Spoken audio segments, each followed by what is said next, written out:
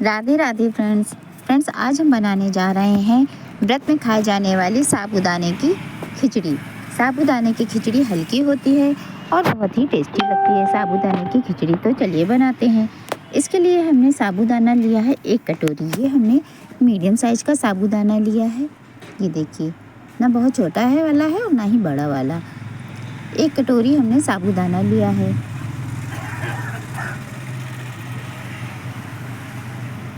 अभी साबूदाने को हमने एक बाउल में निकाल लिया है। साबूदाने को हम 3-4 पानी से अच्छी तरीके से धो लेते हैं। ये देखिए, इस तरीके से हम पानी डालकर साबूदाने को अच्छी तरीके से धो लेते हैं, जिससे कि उसके अंदर का ये देखिए जो सफ़ेदपन है, ये पाउडर जैसा, ये सारा बाहर निकल जाए। 4 बार हमने इस साबूदाने को अच्छी तरीके से धो लिया है। अब हम जितना साबूदाना लेते हैं उसी माप का हम साबूदाना भिगोते समय उसमें हम पानी लेते हैं। 1 कटोरी हमने साबूदाना लिया था, इसीलिए हम भिगोते समय 1 कटोरी ही पानी लेंगे और पानी डालकर उस साबूदाने को भिगो देंगे। चाहे आप रात भर साबूदाने को भिगो के रखें या फिर 4-5 घंटे में साबूदाने अच्छी तरीके से भीग जाते हैं। हमने एक प्लेट मूंद कर साबूदाने को भिगो के रख दिया है। अब एक फ्राई पैन चढ़ा, उसमें हम थोड़े से मूंगफली के दाने रोस्ट करेंगे।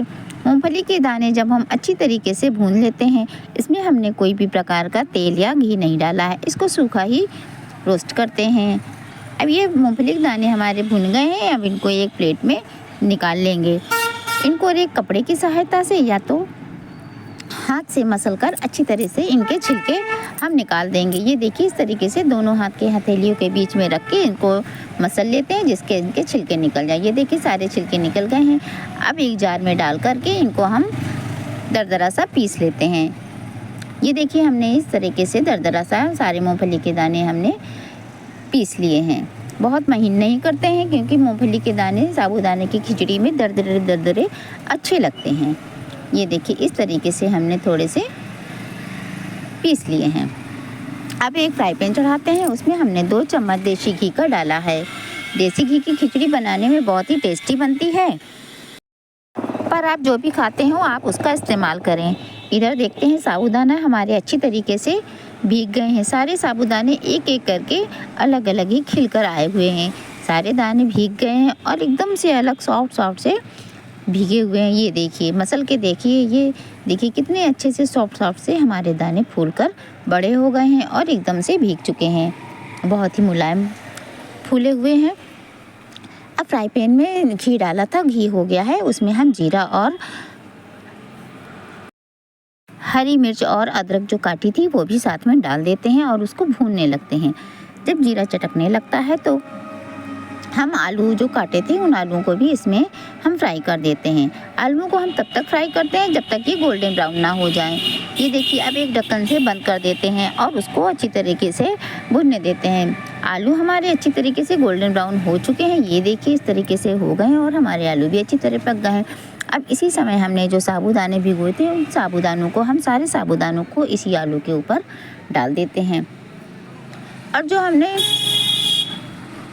मूंगफली के दाने दरदरे पीसे थे, इसी समय सारे दाने हम इसी में डाल देते हैं। ऊपर से हमने आधी छोटी चम्मच शक्कर भी डाली है। शक्कर मीठे के लिए नहीं डाली, इससे टेस्ट अच्छा आ जाता है। और हल्का सा हमने नमक डाल दिया है। सारी चीज़ों को करके मिक्स करके एक साथ चलाते हुए भूनते हैं। 5 मिनट तक इसी तरह ही चलाते हुए भूनते हैं। सारी चीज़ें अच्छी तरीके से हम मिक्स कर देते हैं, जिससे कि नमक वगैरह सब अच्छी तरीके से एक दूसरे के ऊपर मिक्स हो जाए और भून जाए। अब एक ढक्कन से बंद कर देते हैं 2-3 मिनट के लिए।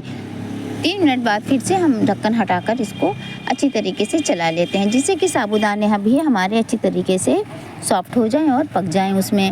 ये देखिए, कितने अच्छे से हमारे साबूदाने पककर तैयार हो गए हैं और उसकी खिचड़ी हमारी तैयार हो गई है। धनिया की पत्ती से थोड़ा सा हम ऊपर से डाल देते हैं और नींबू का रस भी हम ऊपर से थोड़ा सा निचोड़ देते हैं। सारी चीज़ों को मिक्स करने के बाद फिर हम सारी चीज़ों को एक साथ मिक्स करते हैं और गैस का फ्लेम बंद कर देते हैं। ये देखिए, इस तरीके से हमने धनिया की पत्ती और नींबू को रस को डाल के मिक्स कर दिया है। सारी चीज़ें मिक्स हो जाती हैं। पर ये ध्यान ज़रूर रखिएगा, जब सारी चीज़ें मिक्स हो जाएं तो हम गैस बंद कर देंगे और ऊपर से ढक्कन हम बंद कर देते हैं। फिर जब ढक्कन हटा के देखते हैं तो हमारे साबूदाने बहुत ही अच्छी तरीके से खिले खिले से बनकर तैयार हो जाते हैं और साबूदाने की खिचड़ी अब हमारी बनकर तैयार है। व्रत में आप इसको खा सकते हैं।